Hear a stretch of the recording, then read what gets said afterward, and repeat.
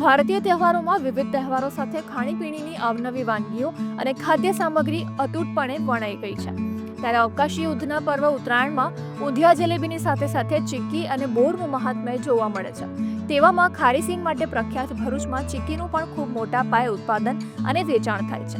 એક સમયે માત્ર ગોળ અને સિંગ કે તલની ચીક્કી જ મળતી હતી, પરંતુ હવે ડ્રાયફ્રૂટ, સિંગ માવા, રાજગરા, તલ, કોપરા તેમજ ચોકલેટ સહિત વિવિધ ફ્લેવરની ચીક્કી જોવા મળે છે। ભરૂચ શહેર તથા જિલ્લામાં ખૂબ મોટા પાયે ચીક્કીનો ગૃહ ઉદ્યોગ ધમધમે છે। કેટલાય પરિવારો ચીક્કી બનાવી ઉત્તરાયણમાં તેનું વેચાણ કરી આર્થિક ઉત્પન્ન મેળવી જીવન નિર્વાહ કરે છે। ત્યારે ભરૂચ શહેરના દાંડિયા બજારમાં વર્ષોથી આધુનિક જમાનામાં પણ હાથથી ચીક્કી બનાવી વેચતા નાથુભાઈ જણાવી રહ્યા છે કે લોકો પહેલા કરતા ચીક્કીની ખરીદી ઓછી કરી રહ્યા છે। જોકે ઉત્તરાયણ પૂર્વે અંતિમ દિવસોમાં હજુ ચીક્કીની માંગ વધશે તેવી તેઓ આશા સેવી રહ્યા છે।